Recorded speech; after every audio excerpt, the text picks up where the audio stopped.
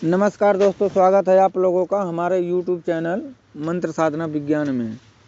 दोस्तों, आज मैं आप सभी लोगों को संभ प्रेतनी या पिशाचिनी बोलिए उसको, दोनों ही बात एक ही होती है।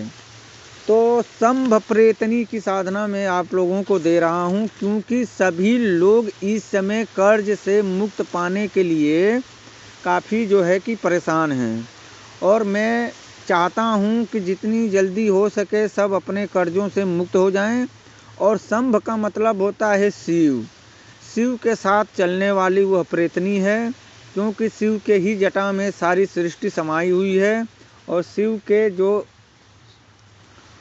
उनके सर के जो बाल हैं, एक एक जो बाल हैं, एक एक लोक हैं, वो एक एक योनियाँ हैं, उसमें बंधी पड़ी हुई हैं। सब कुछ उन्हीं के मुट्ठी में है। हर मंत्र, हर सृष्टि बनाते वही हैं, बिगाड़ते वही हैं, लेते वही हैं, देते वही हैं। ठीक है ना। तो उनके साथ उनकी सेविका के रूप में वो जो प्रेतनी है, क्योंकि उनके पास भूत प्रेत जिन राक्षस गंधर्व किन्नर सभी लोग उन्हीं के पास हैं और उन्हीं के ही जटा में हैं। इसलिए मैं आप लोगों को संभ पिशाचिनी की प्रेतनी की साधना में दे रहा हूँ।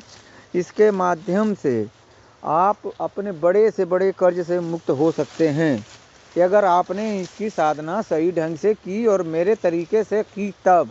और थोड़ा सा भी इधर उधर करोगे तो फिर भैया मैं आप लोगों को बता दे रहा हूँ, ये सिद्ध नहीं होगी। नियमानुसार इसको करना भी पड़ेगा। और दूसरी बात है कि इसमें जो नियम दिया गया है, नियम का पालन करना पड़ेगा। नियम का पालन यही होता है कि आप ब्रह्मचर्य रखेंगे, सात्विक भोजन करेंगे, भूमि शयन करेंगे, ज़्यादा किसी से वार्तालाप नहीं करेंगे। इस बात का आप ध्यान रखना। अगर कुछ करना है तो पाना है कुछ, तो थोड़ा बहुत तो आपको त्याग करना ही पड़ेगा। कब तक? जब तक आपकी साधना चल रही है तब तक। ठीक है ना। उसके बाद आप कुछ भी खाइए पीजिए, उससे कुछ मतलब नहीं है। और इसके माध्यम से कैसे धन आप अर्जित करेंगे, ये तो जब मुझे आप फ़ोन करेंगे वो मैं बता दूंगा। ठीक है ना।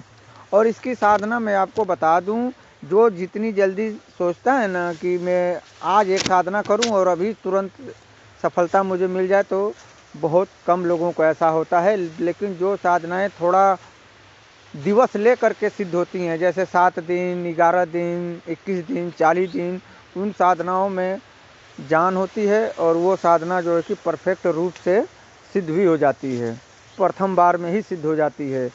और किसी किसी को नहीं भी होती है तो उसको होपलेस होने की ज़रूरत नहीं है, उसको चिंतित होने की ज़रूरत नहीं है। वो दूसरी बार भी कर सकता है। ठीक है ना। तीसरी बार भी कर सकता है।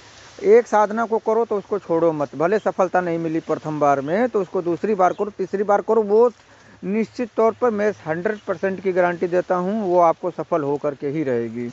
लोग क्या करते हैं, प्रथम बार में कोई भूत की साधना किया, नहीं सफलता मिली तो फिर चुड़ैल का पकड़ लिया, उसमें नहीं मिली तो प्रेत का पकड़ लिया, प्रेत का नहीं मिला तो खबीस का पकड़ लिया, खबीस का नहीं मिला तो फिर अब क्या।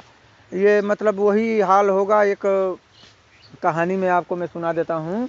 एक आदमी था, वो नाव पे चढ़ करके जा रहा था, तब तक उसकी नाव डूबने लगी। तो उसने क्या बोला कि हे रामचंद्र जी मुझे बचा लो। ठीक है ना। तो फिर एक बार बोलता है कि हे सीता मैया मुझे बचा लो। फिर एक बार बोलता है कि हे हनुमान जी मुझे बचा लो। ऐसा बोलते बोलते में वो जो है कि नाव डूब गया और वो उसमें डूब के जो है कि मर गया। और जब वहाँ ऊपर गया तो प्रभु जी वहाँ मिले। तो प्रभु जी को कोसने लगा, क्या प्रभु जी, मैंने तो आपका जो है कि सुमिरन भी किया और आप मुझे बचाने नहीं आए। तो प्रभु जी ने ये बोला कि एक बात बता, तू तो पहले बोला कि हे राम जी बचा लो, तो मैं तीर और धनुष उठा लिया तुझे बचाने के लिए। फिर बोलता है कि हे सीता मैया बचा लो, तो मैं तीर धनुष छोड़ कर साड़ी पहनने लगा। फिर उसके बाद बोलता है हनुमान जी बचा लो, तब साड़ी खोलने में और गदा उठाने में, हनुमान का रूप धारण करने में तब तक तू डूब गया। तो ऐसा ही होता है। ठीक है ना। तो एक साधना करो, उसको नियमित करते रहो जब तक कि आपको सफलता न मिले। सफलता मिलेगी ही मिलेगी। अच्छे गुरु के योग में अगर आप साधना कर रहे हैं तो आपको सफलता ज़रूर मिलेगी। 100% आपको सफलता मिलेगी। लेकिन मन इधर उधर करोगे तो कुछ भी नहीं मिलने वाला, ये भी मैं बता दिया। तो इस साधना के माध्यम से बड़े कर्ज से जो है कि आप छुटकारा पा सकते हैं। जैसे कि लोग ने दिवालन की साधना करके भी जो है कि अपने आप को जो है कि संतुष्ट किया, और भी कई साधनाओं को करके जो है कि अपने आप को जो है कि कर्ज से मुक्ति पाया है। और इस साधना से भी करके जो है कि आप जो धन का जो अभाव है और जो कर्ज का जो है कि प्रेशर है आपके ऊपर, उससे भी आपको छुटकारा मिल ही जाएगा। क्योंकि देखिए, मैं ज्ञान देता हूँ, अब ज्ञान आप लो या ना लो ये आपकी जिम्मेदारी है, ठीक है ना। ये आपके मन के ऊपर है, जिम्मेदारी तो छोड़ दीजिए आप, ये आपके मन के ऊपर है। भले आज किसी को ये तमाशा लगे, लेकिन करके देखना चाहिए, करके देखो उसके बाद समझो, ठीक है। तो आप इस साधना को करो और करने के बाद जो है उसका लाभ उठाओ और अपने जीवन को सफल बनाओ और अपने गुरु की हर आज्ञा का पालन करने का जो है ना कोशिश करो। उनके हर आज्ञा का पालन करो, उनको कभी चिंतित मत करो, कभी दुखी मत करो, इस बात का आप ध्यान रखो। क्योंकि गुरु है तो आपकी साधनाएँ, आपकी जितनी भी साधनाएँ हैं वो सफल हैं। गुरु हैं तो आप हैं। गुरु जिसके जीवन में गुरु नहीं है उसके जीवन में समझ जाइए कुछ भी नहीं है, वो निगूरा है, यानी उसके पास कुछ है ही नहीं, उसको निगूरा बोलते हैं।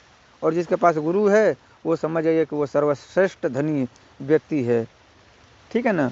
तो आप इस साधना को करो और अपने जीवन को सफल बनाओ और गुरु की हर एक आज्ञा का जो है कि पालन करना कीजिए, ठीक है। और अपने परिवार का सुचारू रूप से पालन पोषण कीजिए, चाहे दुख हो चाहे सुख हो।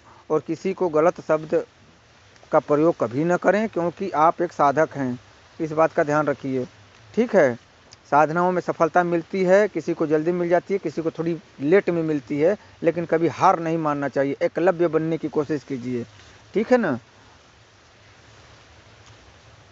मैं माँ भगवती से प्रार्थना करूँगा कि आपकी हर साधनाएं सफल हों, आपका परिवार सुख से रहे। जय महाकाल, जय माँ कामाख्या।